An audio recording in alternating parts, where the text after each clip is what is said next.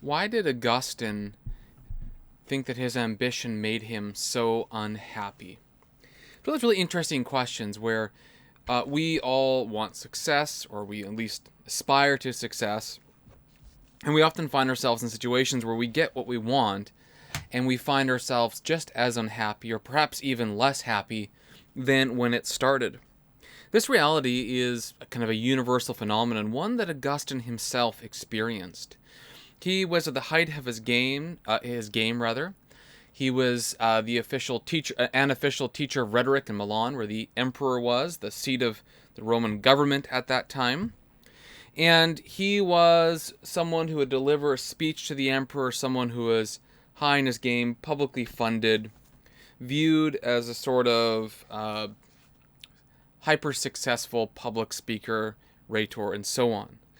And yet there's this story in his Confessions, in Book 6 of the Confessions, where he's with some friends on the very day that he's going to give a talk, a panegyric to the emperor. Then the very day he's going to do it, he encounters a man who is drunk.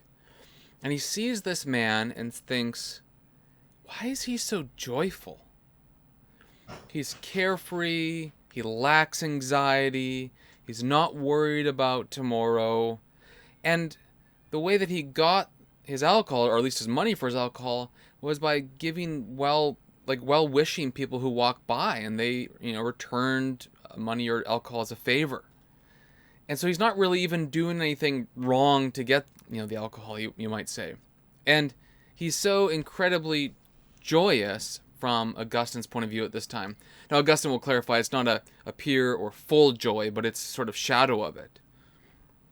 But Augustine will contrast his own joy and say, what's wild about this is not only am I unhappy, but this joy that this beggar has, drunk as he is, yeah, it's imperfect, but it's still better than my situation. For the job that I'm about to do, the speech that I'm about to give, this panegyric to the emperor, would be full of lying flattery. Everyone at this time knew that if you're a rhetor or a speaker, you basically were aimed to persuade people, and in this case to compliment the emperor by telling beautiful lies. It didn't always be like a direct lie per se, but it was always false and flowery and full of flattery.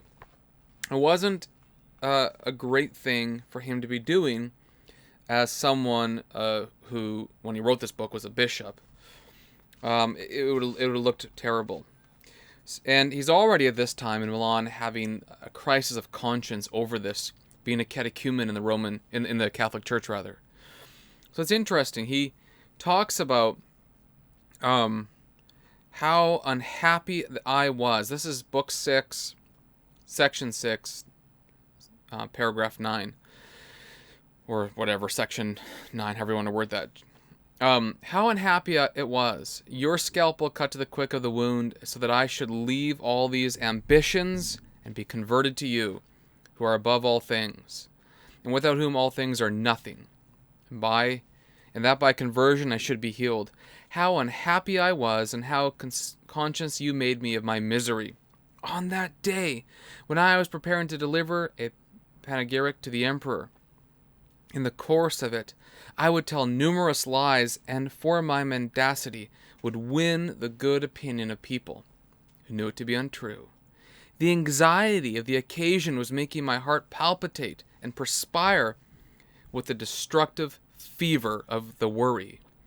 When I passed through a Milan street and noticed a destitute beggar, already drunk, I think he was joking and laughing, I groaned and spoke with the friends accompanying me about the many sufferings that result from our follies, and all our strivings, such as those efforts that were then worrying me.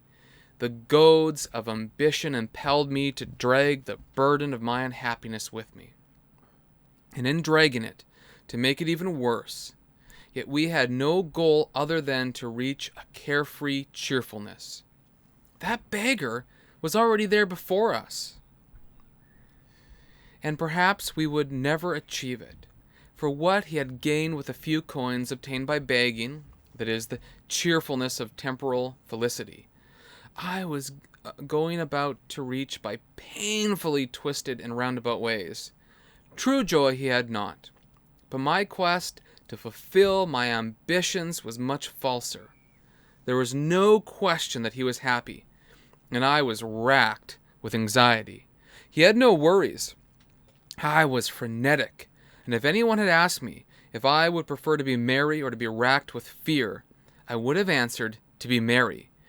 Yet if he had asked whether I would prefer to be a beggar like that man, or the kind of person I then was, I would have chosen to be myself, a bundle of anxieties and fears.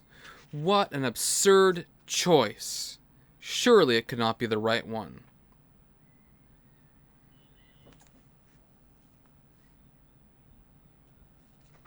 What he's getting at here is that he had pursued ambition. He had pursued success, winning, luxury, sex, pleasure, and all the things of life.